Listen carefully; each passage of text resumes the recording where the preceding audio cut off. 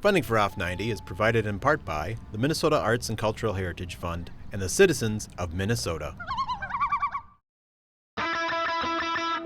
Cruising your way next, Off 90, a traditional music festival in Lanesboro, a woodworker in Oronoco, and an arts center in Faribault. It's all just ahead, Off 90.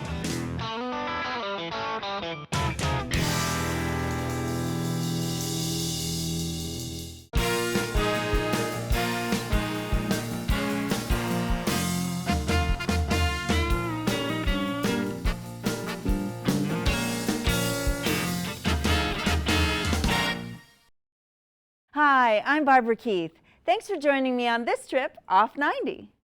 The Bluff Country Gathering is a music festival held in Lanesboro.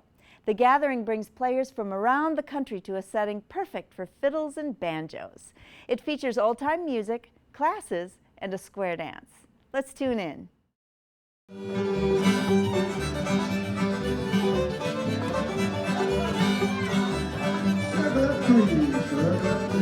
I'm Bob Bovey. I'm the artistic director of the Bluff Country Gathering, which has been going on here in Lanesboro, Minnesota since 1999. We bring in master old-time musicians from around the country, and we do 2 days of workshops with them teaching the music, and we do a concert on Friday night open to the public, and we do a big barn dance, square dancing on Saturday night.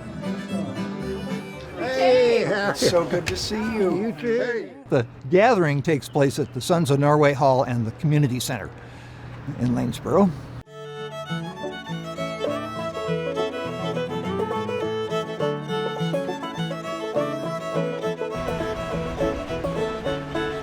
We're in Lanesboro, Minnesota, which is a beautiful town, as you know, in the middle of the Driftless area.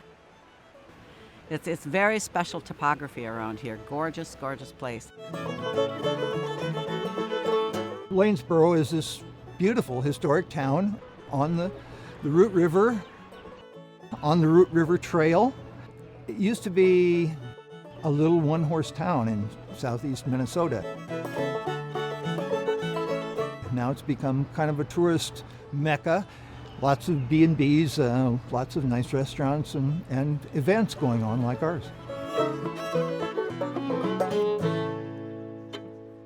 We're here because Bob Bovey and his wife, now deceased, Gail Heil, wanted to have a national old-time music convention right here.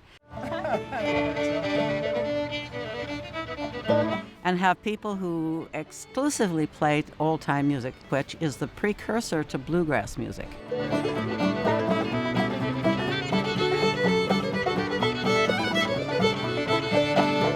Here in the upper Midwest, when you say old-time, people expect an accordion and a polka band.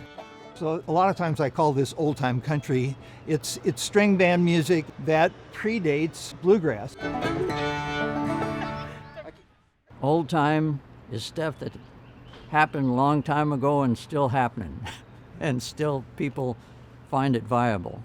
Let's just play the B part through a few times right now. Okay, so we're just gonna do that slow. So ready, go.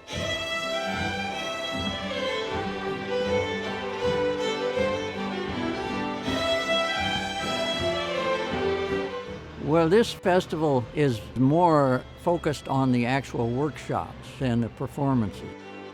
There's one concert that's open to the public, and there's one dance that's open to the public. But you can think about a still upper lip and a small opening here, and just see what that does. And we'll do.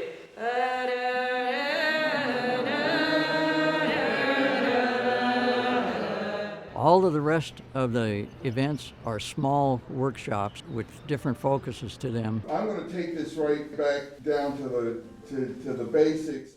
They get to work with a master of old-time music in their particular field of interest. You can concentrate on anything that you want to. For example, I did a singing workshop.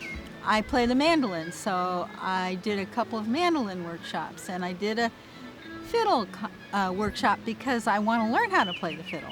It's kind of like a sewing machine, I think. You know, you can straight stitch or you can zigzag it. but it's The real deal is when you can sit down with a master and learn in person. And it's pretty special when that can happen. So that's the way that's been going, but that's only like half of the whole thing because people jam all the time. You can find people to play with in a group. We play by ear, so if you don't know the tune, you just join in and try and play as best you can, and eventually you will know the tune.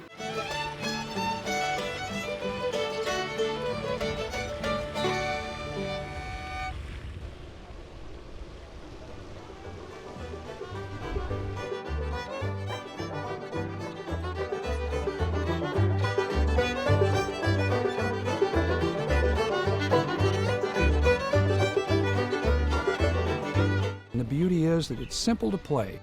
By the time you play it through 3 or 4 times, you've got it down. If you've got a mandolin and I've got a banjo, by the 3rd or the 4th time through, we're playing along with each other, and this whole group just kind of soars.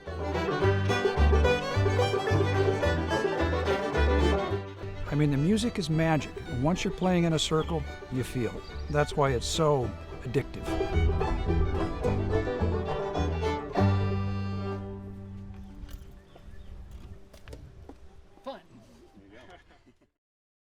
And the last toe jam with the right hand round. Back to your partner with the left.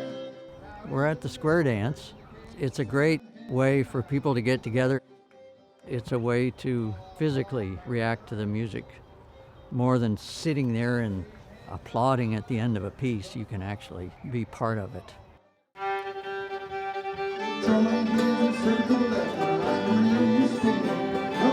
This square dance band is often put together with people maybe who've never met each other before, but because they're in this tradition of old-time string band music, they know the repertoire and they're ready to go as soon as they hit the stage.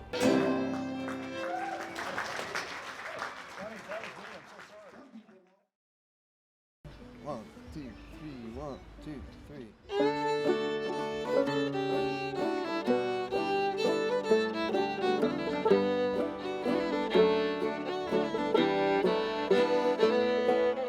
I explain the music by telling people this is their legacy in this country. This is music that has been passed from person to person for generation after generation. The beauty of traditional music is that you can't break it, because the idea is I don't have to play it exactly like anybody. It travels down the river of time. I can pick it up and I can make it mine, but it brings joy. It helps you in times of sorrow. So yeah, I'm hooked on it. I hope I can play it through arthritis, through old age, through whatever, for just as long as I can.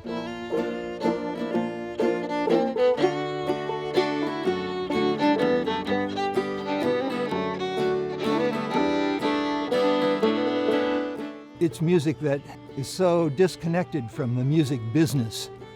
It's people making music for their own enjoyment and for each other, with each other, and creating a real sense of community, which is what has made this gathering so special.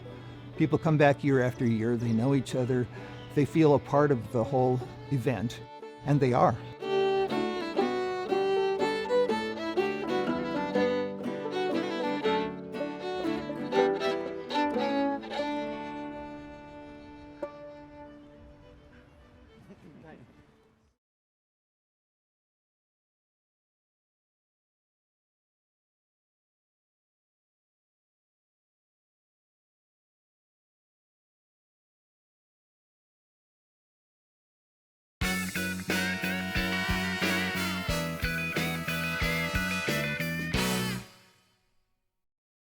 Caryl Clossner of Oronoco has been a farmer all his life. Now he does woodwork.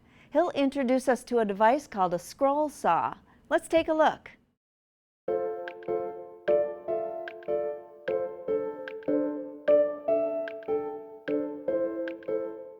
A farmer always considers himself a farmer. Well, I've been a farmer my entire life, and I'm 74 now, so born on a farm and still here. When I think it was 10 or 11 years old, grandparents, my mother and I went to Billy Clocks down in Spillville, Iowa. And that was two brothers that did all this carving and scroll saw work. And I saw what they did, and I guess I was hooked at that point.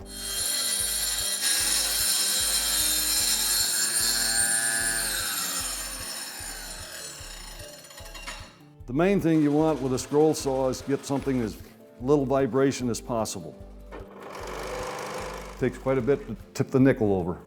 Work with a scroll saw, that's the main thing, because fretwork, most people don't have any idea what that is.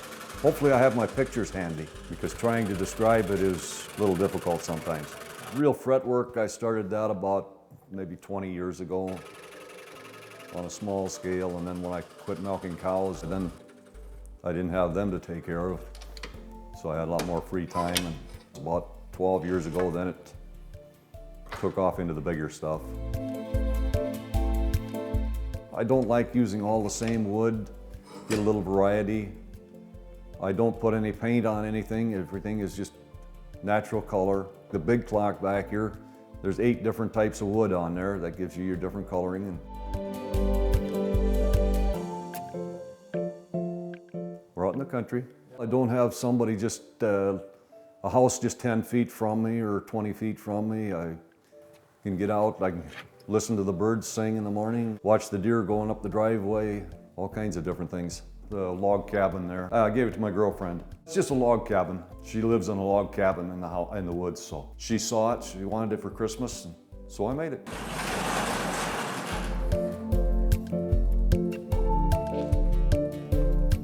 I mean, I like just the fact that you can turn just a simple piece of wood into something that a lot of people can't do or don't want to do. It's a variable speed saw, so you can change your speed to whatever works for you. When I'm doing this woodworking, I feel a sense of accomplishment. To me, it's relaxing. You have to concentrate on it, and you just kind of let the rest of the world go by.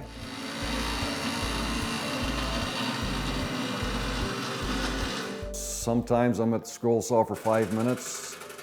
You can't follow the line, you have blades break, and you just get up and walk away. And I've had other nights where I start out at 7 o'clock and I've gone as late as 1:30 in the morning already, so every day is different. You want something as straight as possible so that it doesn't, the points don't break off, or you don't want any knots in it. I start right with the logs and cut it into boards and dry them, and then once you get ready to make something, then you take the boards and you plane them to the thickness you need and cut them for the size pieces you need, and then you start putting your design in. When I'm cutting a log into boards, it's amazing what you can find for a grain in one log that you won't have in the next one, and different coloring from one log to the next, even whether it's oak or walnut or cherry, you're still getting something different. My favorite kind of wood would be probably either cherry or walnut. The walnut cuts real easy, got a nice finish to it when you're cut. The hardest thing about it is staying on the lines, especially if you're got something with a straight line that you're trying to cut. And the end clock up here is called the Chimes of Normandy. That's the name of that clock. That one's all cherry. Well, this is the big one. The designer called it the Tower of Time. It's 4 foot wide, 9.5 foot tall. There's 8 different varieties of lumber in it. Doors around this section all open, but if I had to guess, I know it's over 1,000 hours that I've invested in it. And no, I never thought halfway through that I was gonna quit. So when I got that far, it was finish it. Yeah, I've had people that have seen it 8 or 10 times, and they'll come in here and they'll look at it. Was this here the last time I saw it? Well, it was here the first time you saw it. It hasn't changed. I'm hoping that some museum would want to take it and put it on display. I've had several people say it should be in a museum for more people could see it. I couldn't say that I have anything that I would say is favorite, because everything is a little bit different and a little different process in doing it, and different sizes, and some is more complex than others. It's just a nice accomplishment when everything is done.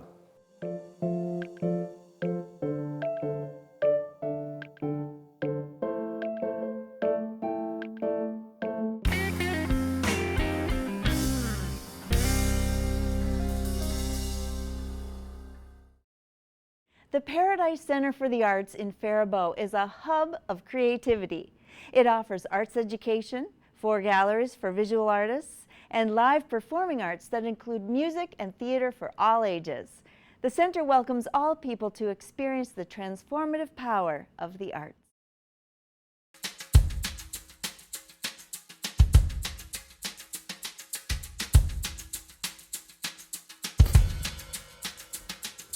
I think that we all have that memory of the first time that you heard a song and it touched your heart. Or the first time that you saw live theater and you were absolutely blown away. Or you saw a piece of art that you just couldn't live without. That, to me, is the transformative power of the arts, and it's different for every single person. I am Heidi Nelson, Executive Director of the Paradise Center for the Arts in downtown Faribault. Paradise Center for the Arts is a multidisciplinary art center. And what that means is that we not only have an auditorium with 300-seat capacity, but we also have art classrooms and we have galleries. So we have 4 on-site galleries here, and we manage a gallery that's at the Alina Hospital. Now they just recently changed their name. So the Paradise Center for the Arts was started in 2005 and 6. So it was a combination of the Faribault Arts Center and the Paradise Community Theater. So they joined forces, purchased this building that we're in, this historic building, and renovated it and opened the doors in 2007. You know, when this place started, they didn't have the money to do everything. They had gotten grants and they had donations that came from community members, but there were lots of parts of the building that were still unfinished. So I was able to do some of that, got some more donations, got some more help, but then we also had the ability to be able to pay off this debt. They started with $1.3 million when they opened the doors. So to be at $500,000 12 years later was incredible that they'd already paid down so much. I actually started as the interim director in November of 2019. Our previous director had left. I was on the board of directors and was lucky enough to be hired as the official executive director on March 19th of 2020, because I'm the queen of good timing.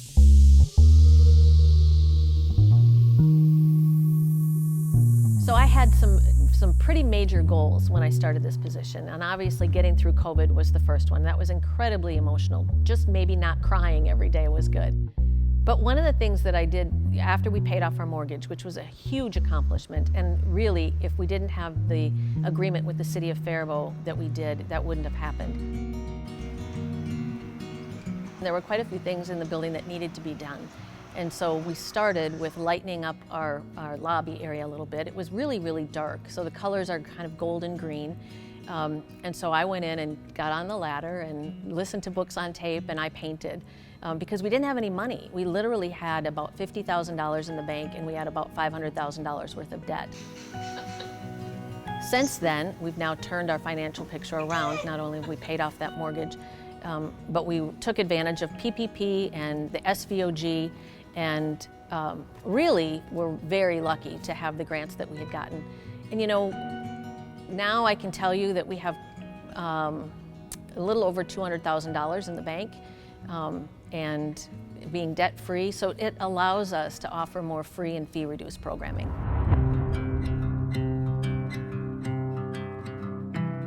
One of the things that we learned during COVID was that you need to go with the flow. You know, I think a lot of people now saying, well, it just is what it is. And that really was our mantra for a long time. We really realized that you couldn't get upset about the small things. But one of the things that we did in order to pivot the way that we catered to our community is we did things like live streaming. And we live streamed some shows. We utilized Facebook Live. We actually did a fundraiser called Paradise Sings at 6.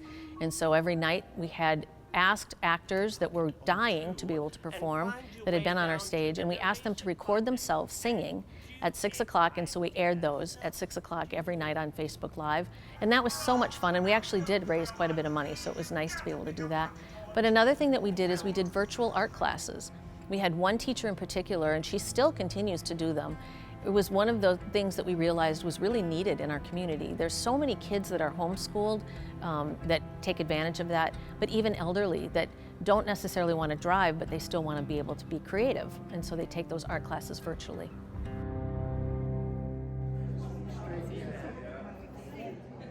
So as you come into the Paradise Center for the Arts, you're going to see 4 on-site galleries. We have 2 galleries on either side of the lobby and 1 straight ahead. The largest is the Carlander Gallery. In the hallway that leads to the auditorium, we have a very special gallery called the Corey Lynn Krieger Memorial Gallery.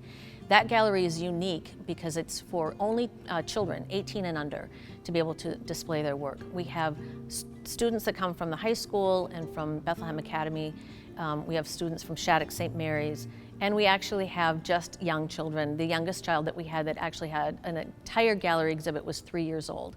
So it was just, it's a fun space that we have. I'll be loving you.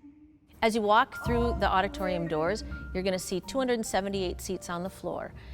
We have a stage that handles 2 theater troupes. We have Paradise Community Theater as well as the Merlin Players. And then we also have shows that are live music, entertainment, comedians, things like that, that happen on the weekends. And so, for instance, tonight we have Patsy Cline coming here. It's actually Joanne Parker doing a tribute to Patsy Cline. That's actually quite a bit of what we do. We have a lot of tribute shows. It seems to go over well in our community. And we do also have people who come and do their own individual music. So, you know, things that are written by artists that come and perform on our stage.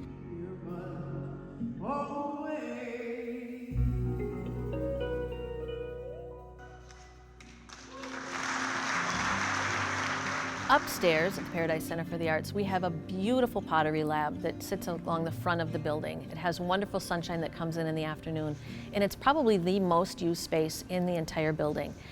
All through COVID, we had people who came into that pottery lab. In fact, there's one woman who said that without that space for her, in order to be creative, that COVID would have just crushed her. She said she absolutely needed to be able to be creative in that space.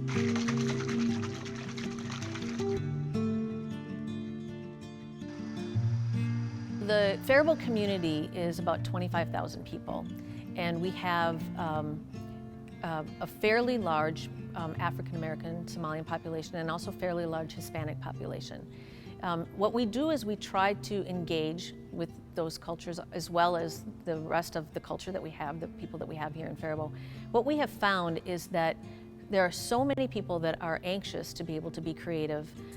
We have something called the Marquee Children's Theater. It's an opportunity for kids to come to a camp in the summertime, and they rehearse for 3 weeks, and then they put on a performance. And what we find is there's a very wide base culturally for that program, and it's wonderful to be able to get children who can start really early. We want people to be able to be entertained. We want them to have those cultural experiences.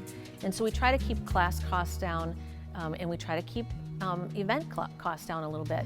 You know, we're going through this really difficult time right now, and so one of the things that we did about a month ago is we lowered our ticket prices by about $5 a ticket, just to make it a little bit easier. We know that gas and groceries are expensive.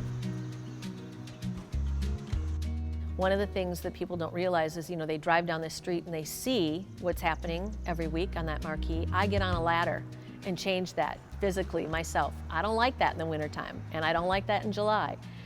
I also don't like that I can't say on that marquee what's coming up 2 weeks from now. I can't advertise the gallery shows that are happening. There's just too much. So having a digital marquee is going to be very helpful for us. Also being able to advertise in other languages, which will be huge for us. Our community has shown that everyone is for this place. People love it, they want it to stay open, and they're willing to support it.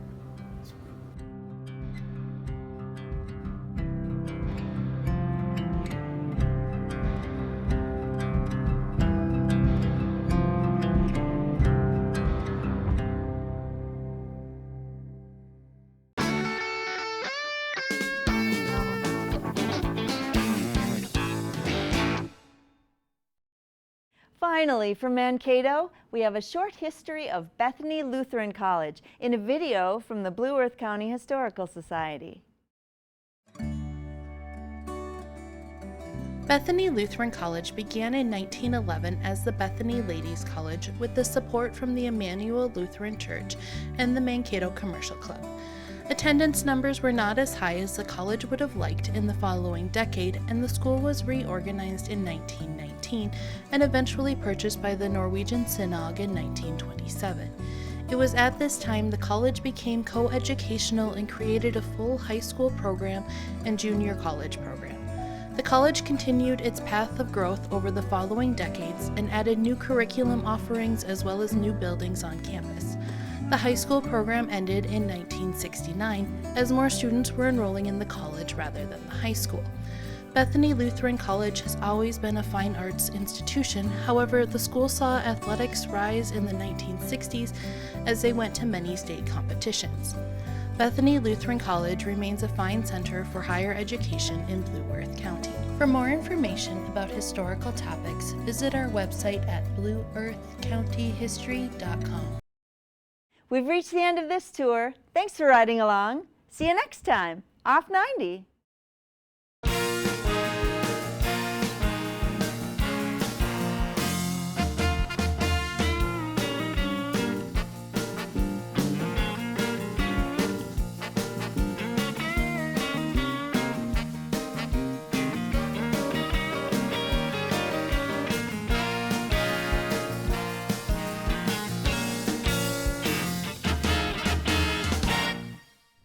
Funding for Off 90 is provided in part by the Minnesota Arts and Cultural Heritage Fund and the citizens of Minnesota.